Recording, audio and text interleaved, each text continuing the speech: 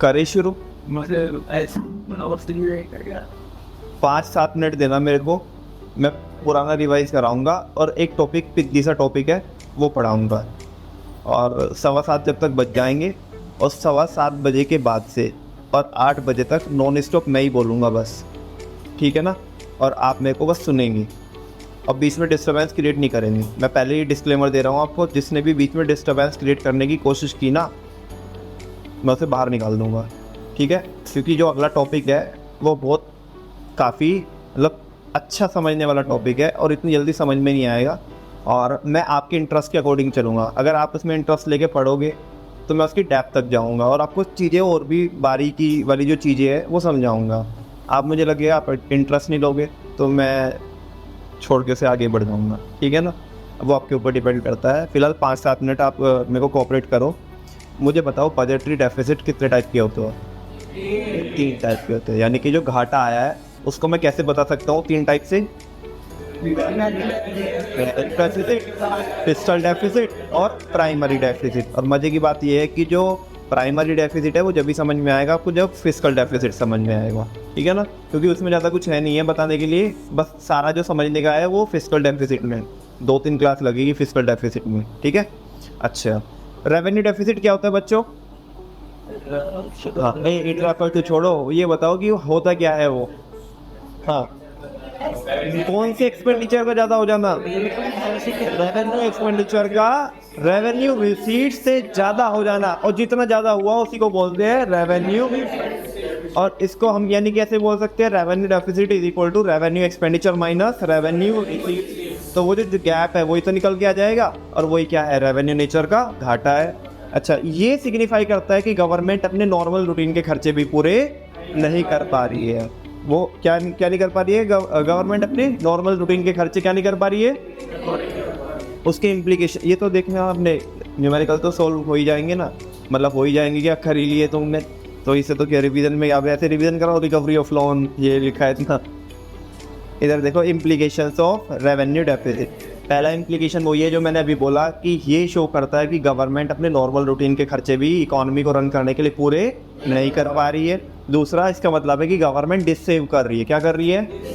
मतलब गवर्नमेंट को घाटा तो आ ही रहा है रेवेन्यू नेचर का, तो ये घाटे की पूर्ति कहाँ से कर रही होगी गवर्नमेंट?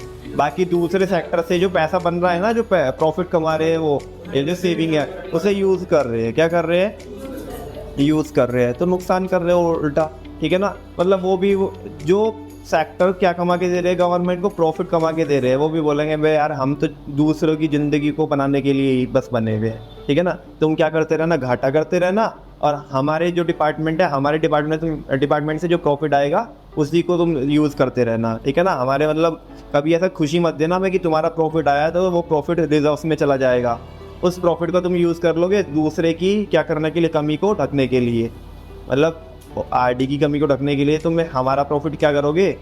यूज़। अरे नहीं समझे बच्चों, एक बाप के 2 बच्चे हैं, 2 बेटे हैं। एक हमेशा घाटा करता है, एक हमेशा बहुत प्रॉफिट कमा के देता है, ठीक है ना। एग्जाम्पल भी प्रॉपर लो इसका, जैसे मुकेश अंबानी और अनिल अंबानी। मुकेश अंबानी हमेशा पैसा बनाता है और अनिल अंबानी क्या करता है? पैसा गंवाता है, ठीक है ना। उसकी वो अय्याशी से ही उसे फुर्सत नहीं है, ठीक है। समझ में आई बात? अब ये तो घाटा कर रहा है अनिल अंबानी और मुकेश अंबानी क्या कर रहा है? प्रॉफिट बना रहा है। अब जब लोग इसके पीछे पड़ते हैं कि भाई हमारा पैसा दे, हमारा पैसा दे, है ना, तो आखिरकार मतलब दोनों भाई अलग अलग है लेकिन है तो एक ही बाप की औलाद, ठीक है ना। तो इसे ना जो मोटा भाई है उन्हें थोड़ा सा आ जाता है यार कोई बात नहीं मेरे ही तो भाई है, वो बोलते ओए इसे परेशान मत करने का, बाप से पैसे लेके जाना, ठीक है ना, हम देंगे तेरे पैसे। समझ में आ रही है बात? अभी ऐसा अगर मल्टीपल टाइम ऐसा होता रहेगा तो जो मुकेश अंबानी है उसे भी क्या होगा? यार मेरी तो ज़िंदगी किसके कर्ज उतारने में चली जाएगी? अनिल के कर्ज उतारने में। ये अय्याशी से ही नहीं मतलब इसे फुर्सत है। समझ में आई ना बात?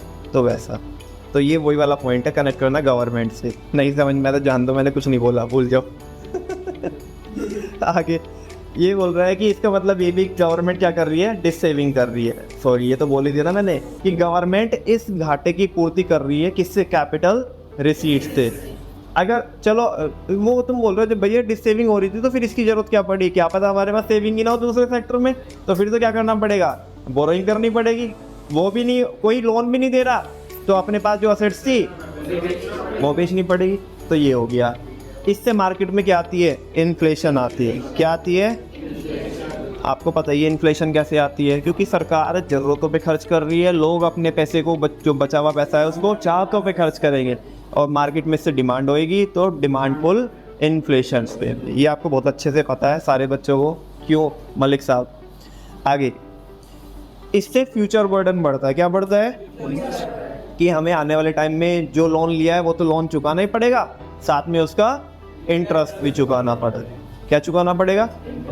बिल्कुल, ठीक है। और ये गवर्नमेंट को वार्निंग सिग्नल देता है कि सुधर जाओ, या तो अपने खर्चे क्या कर दो, कम कर दो, या तो अपना कलेक्शन बढ़ा लो, क्योंकि आप हमेशा घाटे का बजट बनाओगे जिसमें रेवेन्यू डेफिसिट आएगा, तो ये अच्छी बात नहीं है, ठीक है। चलो अब measures to reduce revenue deficit, क्या क्या कदम उठाने चाहिए सरकार ने, किसको कम करने के लिए, रेवेन्यू डेफिसिट को कम करने के लिए। Following are the measures to reduce revenue deficit. बहुत सिंपल, बहुत आसान, जो मैंने अभी बोला। पहला देखो, या तो अपने खर्चे क्या कर दे, त्यागी जी इस वाले बजट में तो कुछ नहीं कर सकते, लेकिन हिदायत तो दे सकते हैं ना सरकार को कि भाई तुम्हारा ये घाटा आ रहा है तो तुम आगे से ध्यान रखो इस चीज़ का। अगर तुम्हें घाटे को कम करना है या ख़त्म करना है तो या तो अपने खर्चे क्या कर दो, या अपना रेवेन्यू का कर लो बड़ा। आगे से ध्यान रखना, टैक्स और लगा दो। जब तुम्हारे को नहीं जम रहा, तुम्हारे को नहीं चल रहा, नहीं संभल रही तुम्हारे पे इकोनॉमी, तो टैक्स ज़्यादा लगा दो।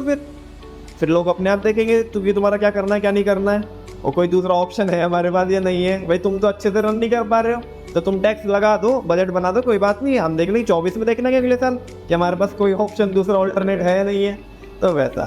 तो reduce expenditure, government should take serious steps. Government को सीरियस स्टेप्स लेने चाहिए टू रिड्यूस इट्स एक्सपेंडिचर, अपने खर्चे को कम करने के लिए, ठीक है ना। एंड अवॉइड अनप्रोडक्टिव और अननेसेसरी एक्सपेंडिचर। जो अनप्रोडक्टिव जो चीज़ें हैं ना, जो खर्चा कर रहे हैं उन्हें कम कर सकते हैं। भाई सरकार पहले भी रन करती थी, तुम ये जो बड़े बड़े फ़ोटो लगा करके इतना चमकाते हो ना, ठीक है, तो मत करो यार, इतनी PR मत बनाओ। लोग जान गए, तुम्हारा नाम जान गए लोगों को पता है कि हाँ कोई तो सुप्रीम लीडर है। अब क्यों चमका रहे हो बात बात पे, क्योंकि अब ज़्यादा चमकाओगे ना तो बिगड़ जाएगी अब, ठीक है ना। तो ये अनप्रोडक्टिवली पैसा क्या कर रहे हैं, खर्च कर रहे हैं। सिंपल यार, लोगों को राशन बांटना है तुम्हें, ठीक है, 20 रुपये का तुम राशन बांट रहे हो, लेट सपोज एक बंदे को, है ना, गेहूँ बांट रहे हो आप, वीट बांट रहे हो, और जिस बैग में वो जा रहा है उसमें तुमने अपना फ़ोटो छपाया बड़ा सा, ठीक है ना, 5 रुपये का वो है, 5 तो बचा सकते थे तुम, 5 का वो है कि जो फ़ोटो लगा है, समझ में आ रही है बात। प्लेन उस पर दे दो, पता तो ये सरकार ही दे रही है, समझ में आ रही है बात। फिर तुम उसका टीवी में भी ऐड निकलवाओगे, तुम जगह जगह होर्डिंग लगवाओगे बड़े बड़े। एक बच्चे ने पूछा था, होर्डिंग पूछा था ना, होर्डिंग क्या होते हैं, अबे छपरी अपने आप सवाल पूछते भूल जाता है।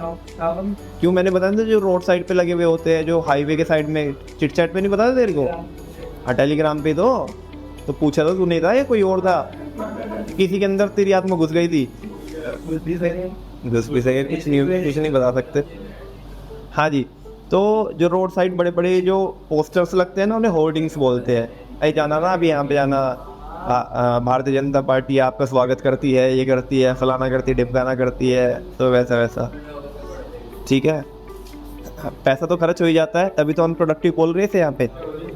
तो ये कह रहे हैं कि सरकार को अपने जो बेफालतू के जो खर्चे हैं ना, वो क्या कर देने चाहिए, कम कर देने चाहिए, और अननेसेसरी एक्सपेंडिचर, अनप्रोडक्टिव और अननेसेसरी। नेक्स्ट है इंक्रीज रेवेन्यू। बोल रहे कि रेवेन्यू बढ़ा लो, या तो दूसरा तरीका ये हो सकता है, या तो खर्चे कम करो या तो अपना रेवेन्यू बढ़ा लो, ठीक है। Government should increase its receipts from various sources of tax. Penalty लगा दो लोगों के ऊपर, कह रहे 5 तो चलान था, 1000 का कर दो, ठीक है।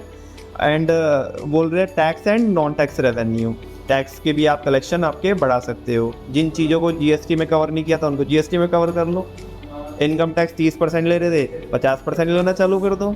जब तुम्हारे पे चल नहीं रही इकोनॉमी तो ऐसे तो होगा जब घाटा आ रहा है। हाँ बोलो, ठीक है ना। हालांकि सबके अपने अपने फ़ायदे नुकसान होते हैं। घाटे में बजट रहता है तो उसके अपने फ़ायदे भी है, नुकसान भी है। सरप्लस में रहेगा तो उसके फ़ायदे भी है, नुकसान। खैर वो हम इतना ज़्यादा डीप में डिस्कस नहीं कर रहे क्योंकि वो टॉपिक ही नहीं है हमारा।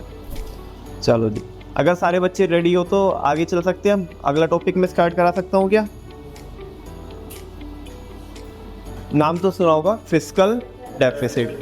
फिस्कल ईयर क्या होता है?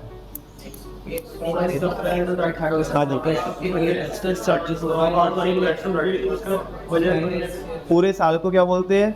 इकोनॉमिक्स की लैंग्वेज में फिस्कल ईयर बोलते हैं। जो कहाँ से शुरू कहाँ पे ख़त्म होता है? 1 अप्रैल टू 31 मार्च, ठीक है ना।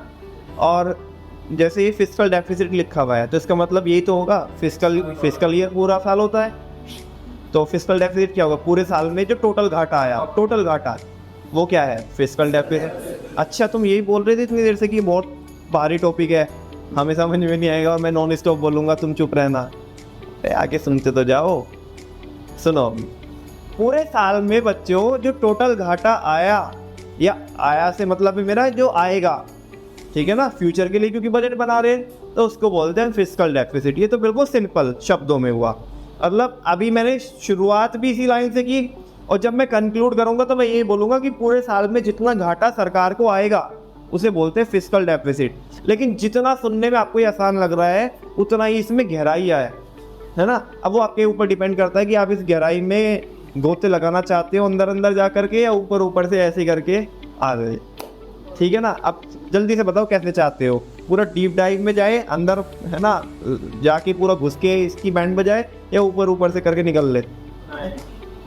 बताओ। मेजोरिटी को फॉलो करेंगे। रेज योर हैंड, जल्दी बोलो कितने बच्चे चाहते हैं? हाँ, ऑक्सीजन सिलेंडर सब दे दूंगा। चलो, सारे बच्चे चाहते हैं कि ऊपर ऊपर से कर लेते ना? अच्छा, डिटेल में। चलो जी, ढंग से, तरीके से, चलो तरीके से करते हैं बच्चों। अब इधर आ जाओ, ध्यान से सुनना। वैभव,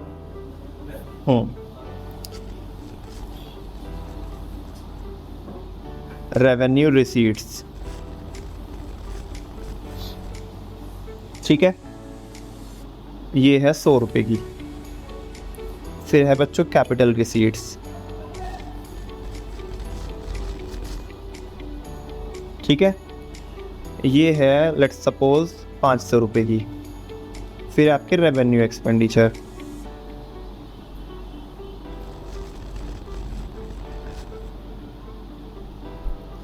ये है आपके 1000 रुपये के। और फिर आपके कैपिटल एक्सपेंडिचर, जिसे मैं कैपेक्स बोल रहा हूँ, ये है आपका 1500 रुपये का, ठीक है। ओवरऑल घाटा निकालना है मेरे को।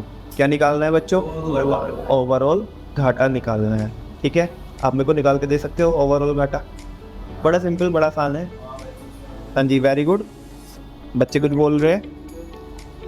टोटल घाटा कैसे निकलेगा? टोटल घाटा कैसे निकलेगा बोलो? टोटल रिसीट्स माइनस, या total expenditure minus total receipts? Total receipts minus total expenditure,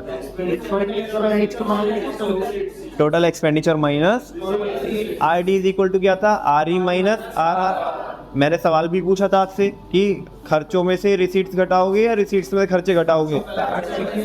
हाँ, क्योंकि घाटा आ रहा है ना, क्या आ रहा है? इसका मतलब खर्चे क्या रहे होंगे हमारे? ज़्यादा रहे होंगे। तो एक्सपेंडिचर, टोटल एक्सपेंडिचर कितना है बच्चों हमारा यहाँ पे? 2500। और टोटल कलेक्शन कितना है बच्चों हमारा? 600। और अगर मेरे को एफडी निकालना हो, क्या निकालना हो? एफडी निकालना हो, ठीक है ना। तो कैसे निकालेंगे? 2500 माइनस 600, तो कितने का घाटा आ गया बच्चों?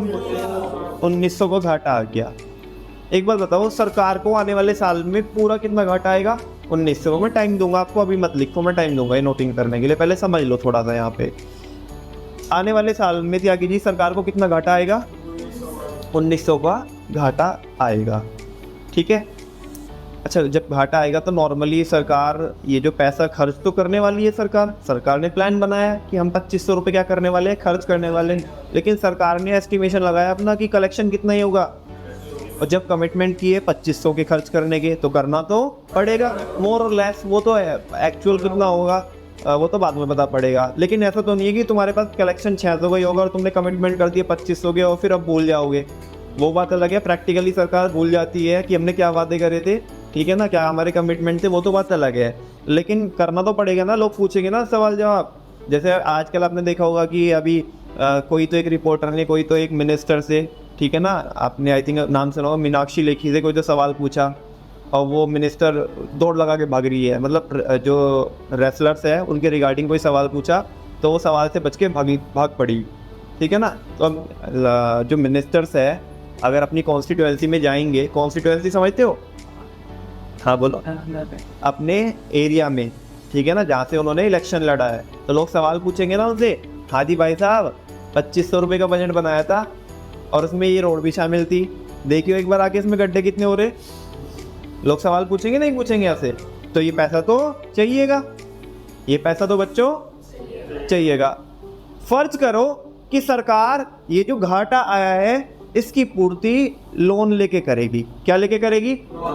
लोन लेके करेगी। समझ में आई बच्चों बात? तो यानी कि जब घाटा आ गया, अभी ध्यान से सुनो, बजट बन गया और घाटा आ गया, फिस्कल डेफिसिट आ गया, अब सरकार इस 1900 रुपये का क्या लेगी? लोन लेगी। क्या लेगी बच्चों? लोन। वो कहीं से भी ले सकती है, लोन फ्रॉम, मान लिया वर्ल्ड बैंक से लिया। कहाँ से लिया? वर्ल्ड बैंक से लिया। कितने का? 1900 रुपये का। कितने रुपए का? मैं आपसे पूछना चाहता हूँ, ध्यान से सुनना सारे बच्चे, ये जो लोन लिया हमने वर्ल्ड बैंक से गवर्नमेंट ने, ये पहले तो बताओ ये रिसीट्स है कि एक्सपेंडिचर है? हाँ जी, कितना सोच रहे हैं, देखो मैंने इधर से कितना भारी सवाल पूछ लिया आपसे। ये गवर्नमेंट के लिए रिसीट्स है एक्सपेंडिचर है? लोन लेना रिसीट्स है? लोन लेना रिसीट्स होता है?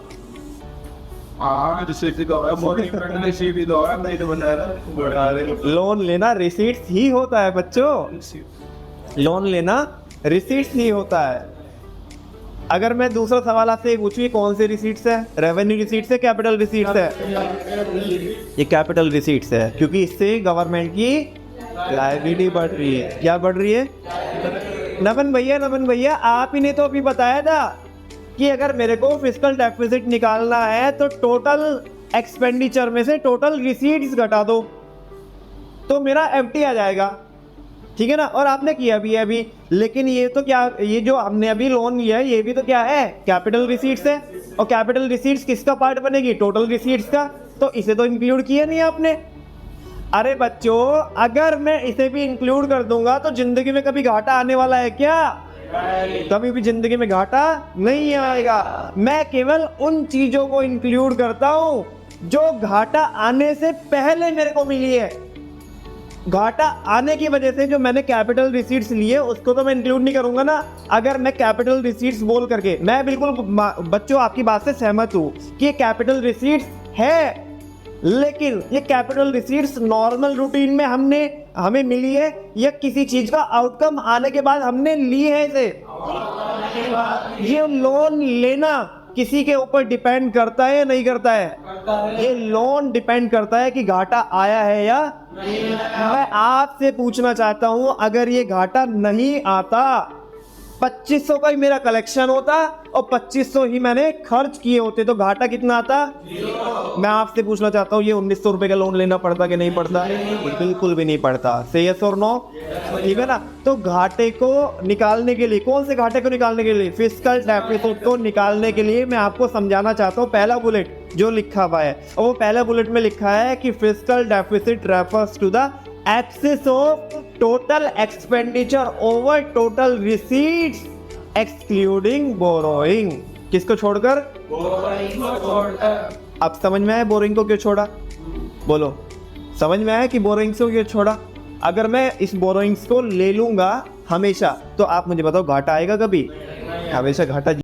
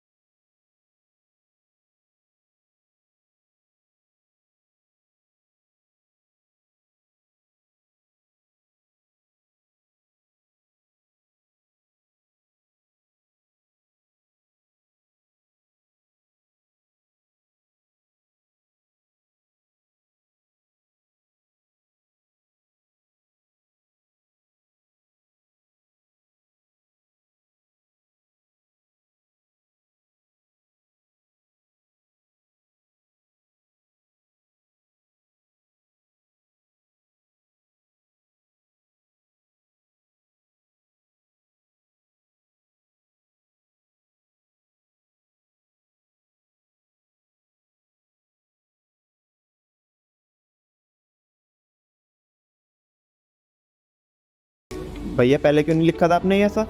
अरे बच्चों पहले लिखता तो फिर आपको समझ में कैसे आता? ये जो 500 रुपये की कैपिटल रिसीट्स है ये एक्सक्लूडिंग बोरोइंग है, होगी ना? क्योंकि बोरोइंग को जोड़ के तो कितना बनेगी? 2500 बनेगी। समझ में आ रही है बात? तो मेरे को कैपिटल रिसीट्स लेनी तो है, लेकिन किसको छोड़कर? बोरोइंग को छोड़कर। एक्सक्लूडिंग बोरोइंग को छोड़कर नहीं, बोरोइंग को छोड़कर, क्योंकि तुमने एक बार हिंदी में बोल दिया, एक बार इंग्लिश में बोल दिया, ठीक है ना? तो बोरोइंग को छोड़कर। तो भैया से कौन सी वाली कैपिटल रिसीट्स होगी, आप हमें बता सकते हो? बेटा डिसइन्वेस्टमेंट वाली। कौन सी वाली? क्यों? क्यों? क्योंकि डिसइन्वेस्टमेंट में क्या होती है, हमारी एसेट्स कम होती है और पैसा मिलता है हमें। ये रिकवरी ऑफ लोन रहा होगा, क्या भी रह सकता है, रिकवरी ऑफ लोन रहेगा। अब थोड़ा ये वो भी रह सकता है, जो वो है ना हमारी स्मॉल अदर, जो अदर रिसीट्स होती है, अदर रिसीट्स में क्या होती है हमारी? स्मॉल सेविंग्स रहती है। क्या रहती है? स्मॉल सेविंग्स ही वो हो सकता है। कैपिटल रिसीट्स के मुझे सारे बच्चे बताओ कितने बच्चे होते हैं? 3 बच्चे होते हैं। पहला उसको तो हम लेंगे नहीं इसमें, मैंने बता दिया आपको, और आई होप सारे बच्चों को समझ में भी आ गया होगा। दूसरा वो आ सकता है क्योंकि उससे एसेट कम होती है। तो पहले वाला क्यों नहीं लिया था बोरोइंग? क्योंकि इससे लायबिलिटी इंक्रीज हो रही थी। अच्छा चलो उसे कंसिडर करते हैं अभी हम। इसको थोड़ा सा अभी साइड में रखना। 2 पॉइंट जो हमने इसमें, और भी बड़े सारे पॉइंट इससे कनेक्ट करूंगा। फिर तीसरा क्या है? अदर रिसीट्स है। दूसरा आपने क्या बोला था? Recovery of loan. ये 500 रुपये का पैसा जो आया हुआ है या तो रिकवरी ऑफ लोन से आया हुआ, फिर अदर रिसीट्स, फिर अदर के भी कितने बच्चे? या तो डिसइन्वेस्टमेंट। तो मैं ऐसा बोल दूँ कि ये 500 रुपये या तो डिसइन्वेस्टमेंट से आएंगे या रिकवरी ऑफ लोन से आएंगे, और एक दूसरा बच्चा कौन होता है इसका? Small savings. ये स्मॉल सेविंग से होंगे, ठीक है। अच्छा स्मॉल सेविंग के अंदर क्या होते हैं बच्चों? जो पोस्ट ऑफिस में पैसा आया है, क्या आया है? लोगों ने जमा कराया है पोस्ट ऑफिस में जाकर के पैसा, या सरकार ने पोस्ट ऑफिस के थ्रू एनएससी और केबीपी बेचे होंगे जब पैसा आया होगा। माय क्वेश्चन इज दैट, क्या जो स्मॉल सेविंग्स के अंदर जो पैसा आया, क्या वो गवर्नमेंट की लायबिलिटी इंक्रीज नहीं कर रहा?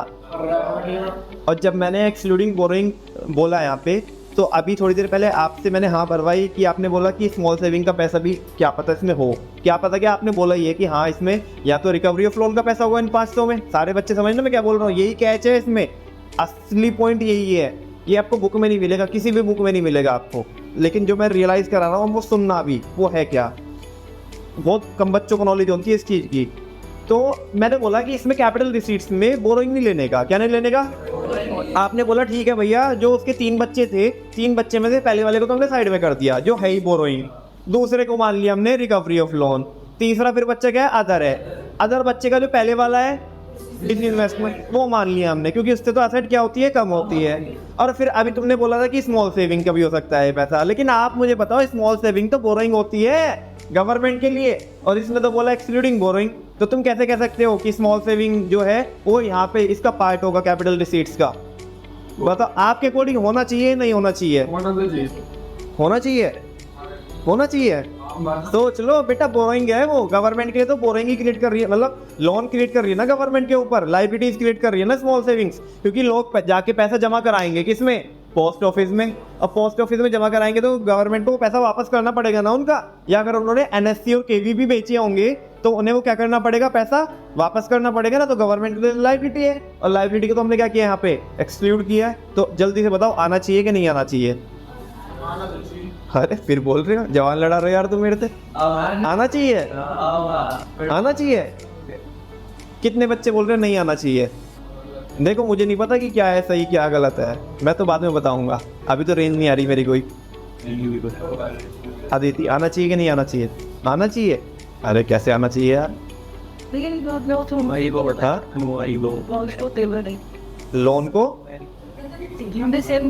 हाँ वो इंटरेस्ट हो रहा तो वो रिकवरी है जाएगी।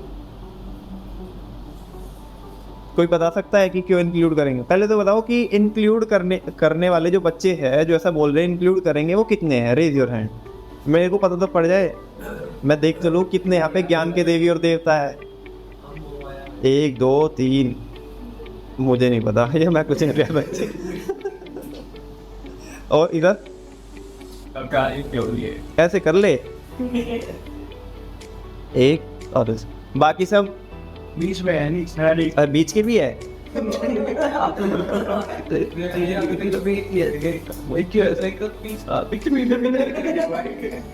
सुनो बच्चों, ध्यान से सुनो। मैंने थोड़ी देर पहले अगर मेरे अपने शब्द ध्यान से सुने होंगे तो उसी में मेरा आंसर था इस सवाल का। जो बोरोइंग्स थी, जो बोरोइंग्स ली थी हमने, ठीक है ना, वो बोरोइंग्स किसकी थी? जो हमने घाटा आने के बाद ली थी। ये वो वाली बोरोइंग्स थी जिसको हम कंसिडर नहीं करेंगे। लेकिन जिस बोरोइंग की हम बात कर रहे हैं, बोरोइंग कौन से वाली? जो स्मॉल सेविंग्स वाली जो बोरोइंग्स की बात कर रहे हैं, वो घाटा आने के बाद वाली बोरोइंग्स नहीं थी गवर्नमेंट के लिए। वो गवर्नमेंट को नॉर्मल रूटीन में मिली है। किस में मिली है? नॉर्मल रूटीन में। एक बात बताओ यार, हम बजट बना रहे हैं, क्या बना रहे हैं? बजट बना रहे हैं। और जब हम बजट बना रहे हैं तो लोग नॉर्मली रूटीन में आके पैसा जमा कराएंगे ना। ये घाटा आने के बाद हम बोलेंगे कि भाई हम एनएससी हम तुम्हें इशू कर रहे हैं, या केवीपी इशू कर रहे हैं, या आप हमारे पोस्ट ऑफिस में पैसा जब जमा कराने आओ जब हमें घाटा आएगा। ऐसा तो नहीं होगा ना। लोग तो नॉर्मल रूटीन में पैसा जमा कराने जाएंगे ही ना। कहाँ पे? पोस्ट ऑफिस में। उन्हें रोक दोगे क्या आप? नहीं रोकोगे ना उन्हें। एनएससी तो आप इशू करोगे ना। तो गवर्नमेंट उनका एस्टिमेशन पहले ही लगा रही है कि हम इतने एनएससी इशू करेंगे, इतने हम केवीपी इशू करेंगे, और इतना एस्टिमेशन है कि लोग पोस्ट ऑफिस में इतना पैसा यहाँ पे जमा कराने आ जाएंगे। सही है और नो? इस वाली बोरोइंग में, स्मॉल सेविंग वाली बोरोइंग में और जो नॉर्मल बोरोइंग है, जो पर्टिकुलर हेडिंग थी, दोनों में फर्क है या नहीं है? क्या फर्क है? बोलो क्या फर्क है? जो वो वाली बोरोइंग है, पहले वाली जो बोरोइंग है, पहले वाली बोरोइंग में ये फर्क है कि वो बोरोइंग हम जब करेंगे जब घाटा आ जाएगा। लेकिन आने से पहले ही कौन सी बोरोइंग होगी?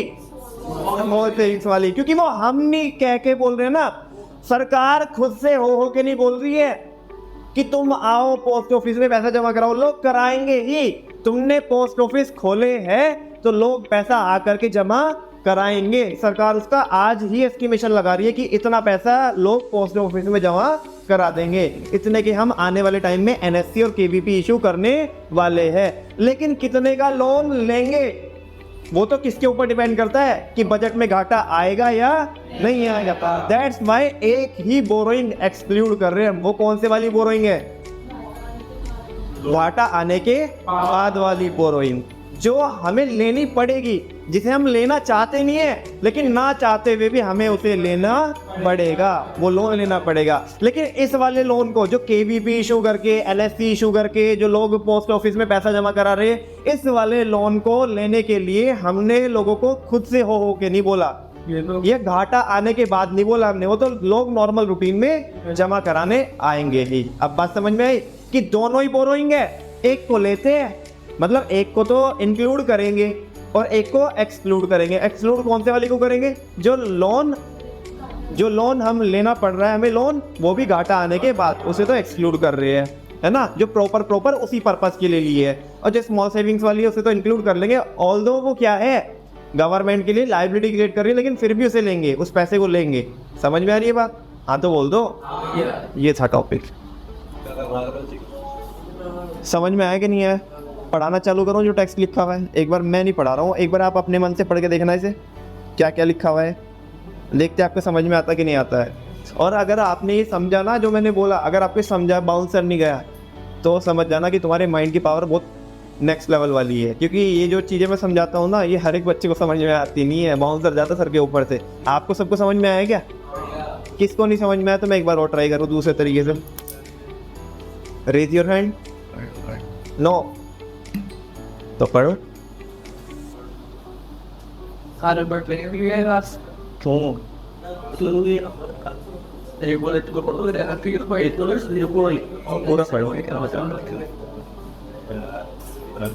चलो पहले एक काम करो, यहाँ तक पढ़ना।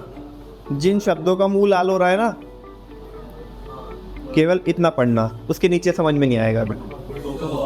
आ तो जाएगा, बता तो दिया मैंने, लेकिन थोड़ा बताना पड़ेगा। कुछ बच्चों को थोड़ा जो लोड लेके पढ़ेंगे उन्हें आ जाएगा समझ में, जो ऐसे कैजुअली उतार देगा हमें समझ में नहीं आती।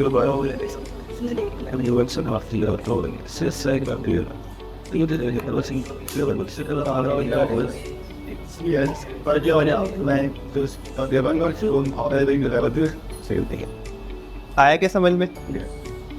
मैं पढ़ूँ अभी?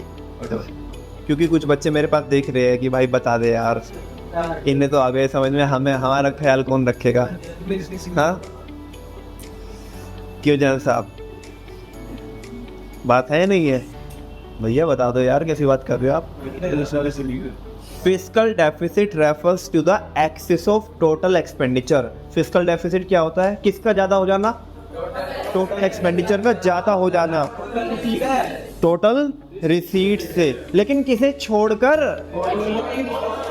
बोरोइंग को छोड़कर। ड्यूरिंग द गिवन फिस्कल, आने वाले साल में आपके टोटल खर्चों का ज़्यादा हो जाना टोटल रिसीट से, लेकिन किसे छोड़कर, केवल बोरोइंग को छोड़कर। और बोरोइंग कौन से वाली बोरोइंग बोल रहे थे, स्पेशल वाली जो बोरोइंग है, जो सेपरेट, जो हमने सेग्रीगेट करके जो हेडिंग पढ़ी थी।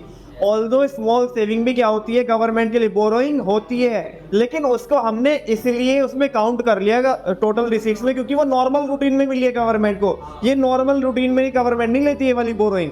ये वाली बोरोइंग तो गवर्नमेंट जब ही लेती है जब उसे क्या आ जाएगा, घाटा आ जाएगा। हाँ बोलो।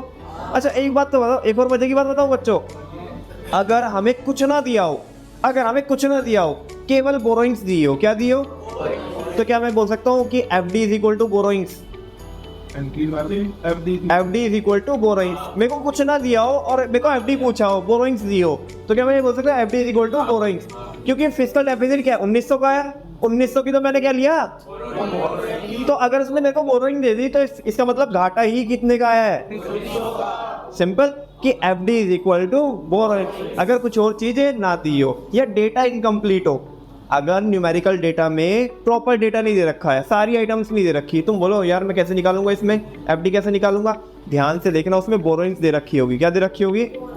और whenever incomplete data is given or we cannot find out fiscal deficit out of the given data, then we can say that fiscal deficit is equal to borrowings if borrowings are given in the question। समझ में आई बच्चों बात। चलो देखो पहला bullet सबको समझ में आ गया। जो आंसर निकलेगा वो बोरिंग के बराबर निकलेगा, जो आंसर आएगा बिल्कुल। एक क्वेश्चन ऐसा भी हो सकता है, मैं आपको कराऊंगा भी इनफैक्ट, कि आप उसे लॉन्ग मेथड से भी निकाल सकते हो और शॉर्ट मेथड। शॉर्ट मेथड तो क्या रहेगा, बोरिंग देखो, बोलो भारत माता की, F D is equal to boring. और इसका लॉन्ग मेथड भी होगा, आप देखोगे ना तो दोनों से करके देखोगे तो आंसर सेम ही आने वाला है, ठीक है ना। एक ऐसा में सबसे लास्ट में क्वेश्चन है वो कराऊंगा। बोलो पहला बुलेट सारे बच्चे पढ़ लो एक बार फिर वापस से, और मुझे बताओ डन का मैसेज दो कि समझ में आया कि नहीं आया। जल्दी जल्दी। दूसरे वाला, it can be calculated as under. कुछ नहीं है यार, जो फर्स्ट बुलेट में इंग्लिश में लिखा हुआ है ना, उसी को मैंने कॉन्सेप्ट से तो समझाई थी आपको, उसी को इसमें क्या लिखा है, फॉर्मूला वाइज लिखा है। Fiscal deficit is equal to total expenditure minus total receipts excluding borrowing, यानी कि F D is equal to T E minus T R, लेकिन एक्सक्लूडिंग टी आर में हम किसको नहीं लेंगे, बोरोइंग को नहीं लेंगे, क्योंकि वो तो जब लेंगे ना जब घाटा आ जाएगा। क्योंकि अगर कभी भी हमने ना, अगर हमने बोरोइंग्स को इंक्लूड कर लिया तो कभी भी घाटा आएगा ही नहीं, जीरो ही आएगा, हमेशा नील आएगा। समझ में आई बात। आगे इट शोज, ये अच्छा बस ये बता दो मेरे को, चलो वैभव तू ही बता दे मेरे को ये, फिर मैं आगे पढ़ाना चालू करता हूँ। It shows how much the government is spending beyond its limit. ओ इधर भाई बता दे। हाँ अब बता। शब्द बड़े भारी लिखता है तो टेलीग्राम पे, कभी कभार की लिखता है तू, और जब भी लिखता है बड़े भारी लिखता है। मतलब बच्चे क्या करते हैं, गूगल करते हैं, जो सबसे फर्स्ट में आ रहा था उसी चिपका देते हैं, लेकिन ये देखता है नीचे कौन सा भारी सा है ये जाता है और नीचे स्क्रॉल करता है और वहां से कॉपी करके भारत माता की। चलो